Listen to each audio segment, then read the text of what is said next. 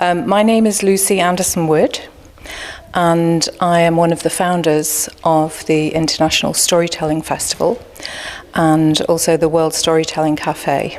And the idea of the festival grew out of the World Storytelling Cafe website. So that's actually a story in itself. It's a love story. My husband, during lockdown, had to go by himself into a separate house away from me because he thought that he might have been exposed to COVID. So for 2 weeks we were separated, and he knew that I was really, really passionate about creating a storytelling cafe in Marrakesh, a physical cafe. And I was really frustrated when Morocco was closed down and we weren't able to do that at first. And so what he did, unbeknown to me, was he created this wonderful website, the worldstorytellingcafe.com, and invited John Rowe, who has been the main master storyteller throughout the website. And he in turn invited dozens and dozens and dozens of storytellers from around the world, including, of course, Marrakesh, Morocco. And so when he emerged from lockdown, I'd been looking after the animals, the children, and he had created this new baby by himself. And it was really a present to me, and so that's how it began. And then from the website we realized that everybody on the website, they didn't just want to be in Zoom, they wanted to come together. And obviously the birth of storytelling really is Marrakesh, and so they wanted to come to Marrakesh. And so even though we were in lockdown, we started planning, because we kept thinking that Marrakesh would open soon, it will open up very soon, and then it didn't, and then it said it might, and then it didn't. So we kept hoping and praying that perhaps one day we'd be able to have the festival. So we kept the date and told everybody, they booked flights, and then finally, after several changes of flights, lots and lots of people were able to come. And in collaboration with Al Munir Association and also with Zuha Kazmawi and several other, well, quite a few other organisations, the British Council and the British Ambassador in Rabat, we have managed to partner with so many people and put together this festival, which is better than any of my dreams that it could possibly be. Yeah, and I should say that my background is I'm a psychologist. I've been a psychologist for more than 40 years, and I've always felt passionate about the role of stories within human lives. So we think that our lives determine whether we're happy or not, but my view is that it's the other way around, that how we decide our stories, or how we tell the stories to ourselves, is what determines our lives. So there's a person called Jack Canfield, an American teacher and philanthropist, who has this equation called E plus R equals O. And the E is the event in your life. The E plus R is the reaction, your reaction to the event in life, equals O, the outcome. So one person might look at a glass that's got water in it and say, it's half empty, and be sad. Another person might look at that same glass and say, oh, it's half full. Yay, I'm so lucky. And it's the same event. It's just your reaction to that event. So it's the story that you've created around what's happening in your environment that determines, to a large extent, not fully, there are some circumstances that are not quite like that, some extreme circumstances, but generally we are the masters and mistresses of our own destiny. And I think the more that people understand that, really realise that the stories that go on inside our heads are so powerful. You know, if we hear a story, it's 20 times more powerful than if we just learn facts. That's something that a researcher in America, Jerome Bruner has found in his research. So that's why I'm interested in stories, because of the power they hold over us. And not just over us, over our families, over our communities, over our culture, and over our international connections with the world. So the motto of the World Storytelling Cafe is connecting the world story by story.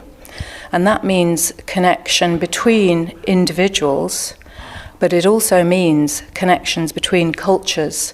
And so within the cafe, we have a Zoom link so that we can beam in people from around the world, so that Moroccan storytellers can make connections with storytellers from Finland, from Australia, from Asia, from the UK, America, anywhere. And we can help to educate people in positive messages, and hopefully also create links to international understanding. That may sound very grand, but I think every journey starts with small steps. And so I think what we're doing in the festival and in the World Storytelling Cafe is we're trying to create small steps towards a vision of having greater connections between countries, between peoples. Well, I think in terms of understanding the history, we first have to start with the World Storytelling Cafe. So my wife Lucy, who is a counselling psychologist and also a hypnotherapist and overall a very empathetic person, is a great believer in the healing power of story. And we were aware that there was not a storytelling venue in Marrakesh, and Lucy had a dream, she had a vision to create a place for storytellers and a place for that healing and connection that story can bring. And we'd actually, we're in the process of renovating and building a dedicated storytelling cafe when the pandemic hit. We were also starting to reach out to storytellers on a global, in Marrakesh, but also on a global level, because we recognised that a project like that needed global support. And we had obviously lockdown came with a lot of issues, and it came very suddenly, and it hit all of us. But what we were able to do is very quickly react to that, and using the network of storytellers that we'd made, we have riads here, small riad hotels in the Medina, and we have a really strong team of people that are normally involved in taking care of the riads and marketing the riads and so on. And I guess one of the words of the pandemic is pivot, and what we did was we pivoted our riad team to support storytelling. And so we had 6 people working full-time on a storytelling project. We created an online website using our IT people. We very quickly, it's not in itself very original, but it's kind of stitching together different technologies that are all established. So Zoom, with YouTube, with PayPal, so that the storytellers could receive some money if people wanted to make a donation, although our ethos is that the storytelling is open to all. So we have very large, on the World Storytelling Cafe, we have very large audiences in India, in Nigeria, in other predominantly English-speaking countries where access to that kind of education is valued, and where the disposable income would be at a level that they probably would not be able to afford to make very big donations anyway. So we prioritise access above all. But there is a facility for storytellers to receive a donation, and that goes direct to their PayPal. As a matter of fact, we don't even know how much they received or whether they received something. And are the storytelling projects only in English or English and Arabic or other languages? We have had, I've lost count of the number of languages. So we've had storytelling in Finnish, we've had it in regional dialect from South America, we've had it in Korean. I've lost count of the number of languages that we've had storytelling in, and we really value that because storytellers love to listen to tellers in other languages, to listen to the music of the words and the cadence and see the body language. And it is nice to have then a translation, or at least of the essence, into a common language. But around this online project, which I think our big piece of luck was that very early in the pandemic we got some coverage from the BBC World Service, but a really nice article, and that vastly expanded our listenership. So we were broadcasting on a significant scale. So we've broadcast since the start of the pandemic more than 1,000 hours of really high quality storytelling. And how many views? How many thousands or millions? Well, we get views in many different millions, but we're multi-channel. So we broadcast on YouTube, we broadcast on Facebook, do Facebook Lives and then leave it on Facebook to watch. Vimeo is our main platform. Actually, YouTube is very limited because in a lot of schools, for example, or some employment places, YouTube is blocked. So, in fact, we had to re-register and re-record quite a large archive because we realised that schools were not able to access on the YouTube platform. So maybe I'm getting a bit technical there, but anyway, that's the case. And so there we are, the World Storytelling Cafe. There is an incredible community around the World Storytelling Cafe. So, for example, we have a kids session on Tuesday afternoon, which is 4:30 UK time. So at the moment it's 5:30 in Morocco, but on there we regularly have kids from Gaza. We have kids from the UK, of course. We have kids from Nepal. We have a lot of Indians, and they have created community. This evening,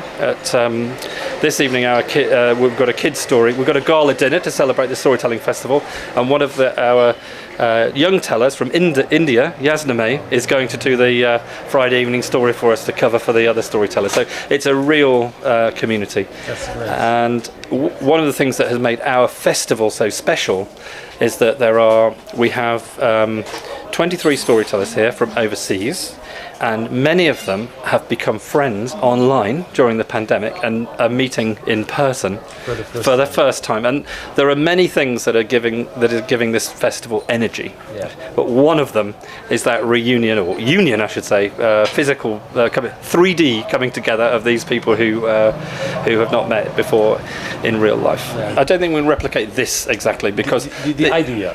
Well, I think there are wonderful storytelling festivals elsewhere in the world, and I wouldn't necessarily. I think what has made this occasion unique is it's the coming together of this community, which has really got close. And I mean, there have been some real emotion with the coming together of those people. It coincided with the reopening of the borders here. We made a very late decision. We left it late, hoping that borders would open, and they did. And we literally had 8 days' notice from knowing that the festival could happen to the start of the festival. And so there's an incredible energy around the Medina anyway, and people are just so happy. Everybody in Marrakesh is just happy to see some life returning.